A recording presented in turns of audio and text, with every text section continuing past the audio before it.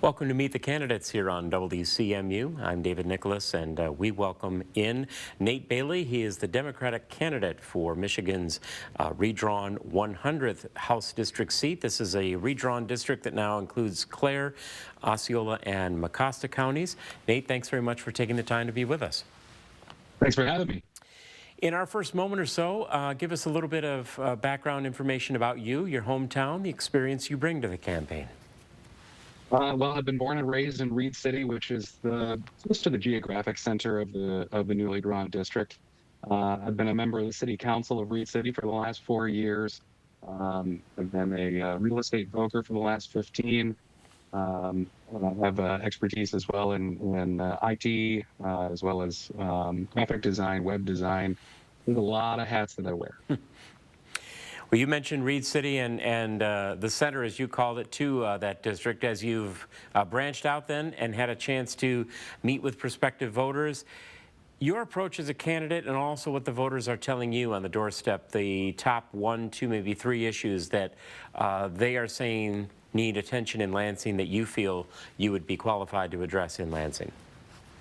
Well, the first thing, obviously, for me, has been the women's rights, specifically reproductive rights, have been on the mind of a lot of people. I've gone to numerous events and talked to hundreds of people about this issue, and I have heard some of the detractors that say that they don't want to allow certain things, but for the majority of individuals I've spoken with, it seems to be that this is an issue of morality, and the general consensus among people is that they believe the government should be legislating morality, and I am in agreement. And that decision, at least in major part, will depend on the vote on Proposition 3. Are there other issues related to women's care specifically, or other health care issues in general, that because this has become such a front and center issue, that they're also expressing concerns to you about?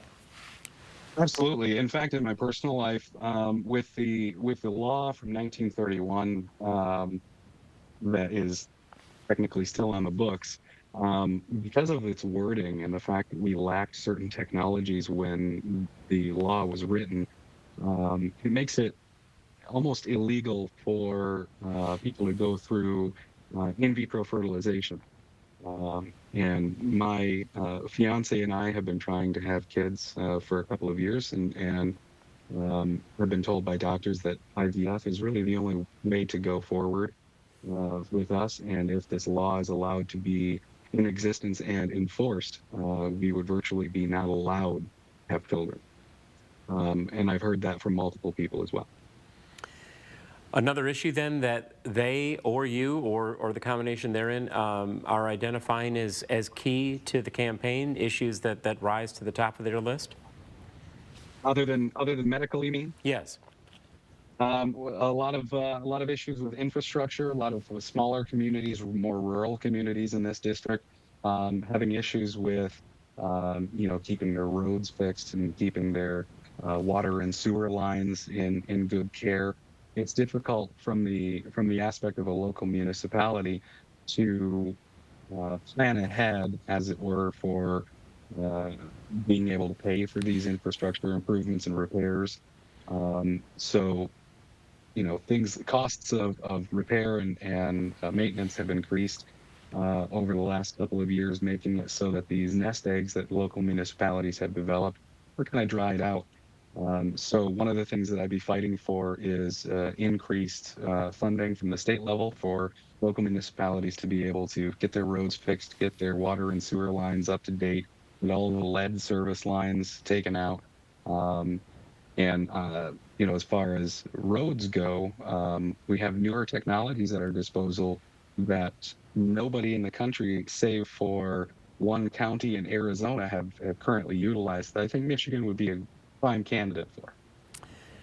And when you talk about those infrastructure needs, obviously residential, what about now perhaps a reshaped business climate, business foundation, altered maybe by the pandemic, or even businesses trying to get back on their feet? How sound is an economic base there to attract and retain businesses given the infrastructure concerns? Well, the infrastructure for businesses and creating a climate where businesses want to come in, I think the climate is already there for businesses to want to come here because we have numerous incentives, things like that. But I think first we need to tackle our housing issue.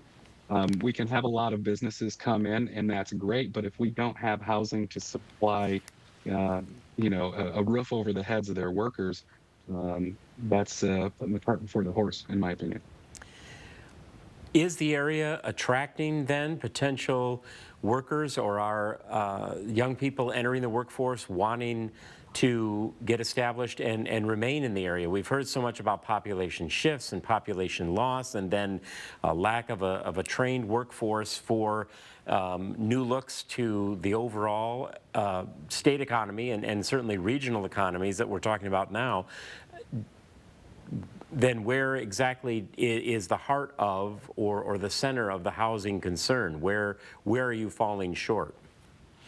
Well, in the actual amount of housing, I'll give you, for instance, in our local area, it's been announced that uh, there will be a factory built for electronic vehicle battery components, and it's supposed to bring in 2,000 jobs, which is great for our area, especially given our current population.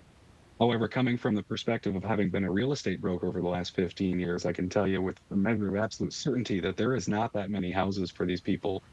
So you're going to have a lot of transient workers, workers that are going to be in the area working, but not living in the area or contributing to the local economy, as far as shopping local and things like that, because they're by and large going to shop at home.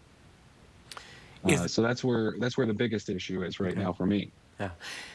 Is there a timeline, a plan that you would see moving forward that you would want to advocate for and fight for should you be elected to this district, to the step-by-step approach to then look at the overall infrastructure, including the housing, to make the area as a whole a better one for people to resettle in, for business to expand, and to have all those infrastructure needs taken care of?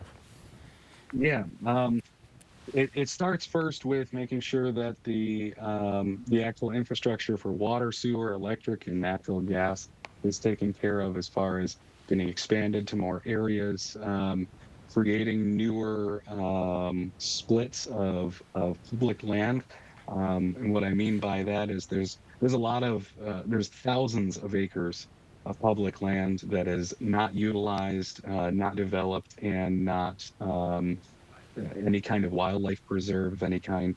And that land could be used to be split up, to create more housing districts, things like that, as has happened historically in Michigan.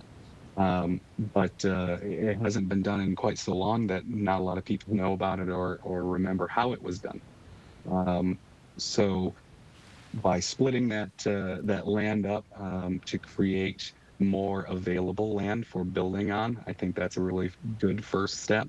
Following that would be tax incentives for investors to want to put their money in the area.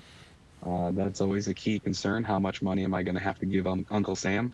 And a lot of these investors that I'm talking about are not international or incredibly wealthy investors. These are local individuals that have been here for a long time and want to reinvest their money in this area, create more housing, and that's what I would prioritize first.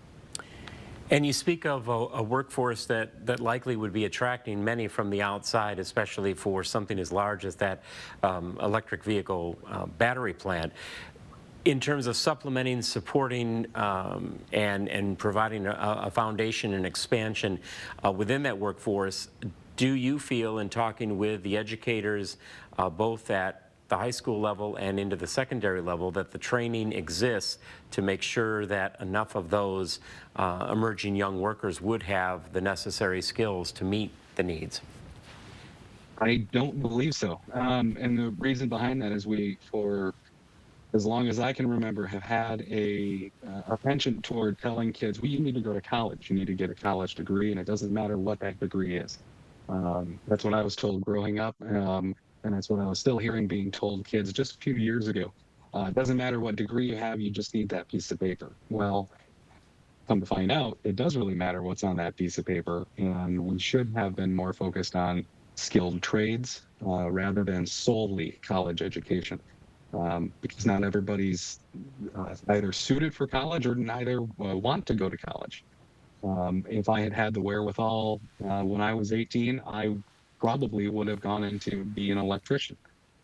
Um, and we are lacking, plumbers, electricians, general contractors, builders. Those are incredibly pivotal positions to have in any functioning society, and we have not put a decent enough effort in making sure that future generations take those roles. What do the voters tell you, the business owners that are seeking to hire folks into some of these the professions, and how far are we behind in terms of not only the impact of COVID, but a declined or stagnant investment in things like the skilled trades? How quickly would it take us to reset that, to make sure that we have that balance between the full college, university degreed students and the attention to the skilled trades that you say we need? I don't think that's going to be an overnight fix in the slightest. I think that there's going to be a lot of work and a lot of time put into getting that culture shifted over a little bit. And it's going to be slow going. There's unfortunately no metaphorical silver bullet for this particular issue. However,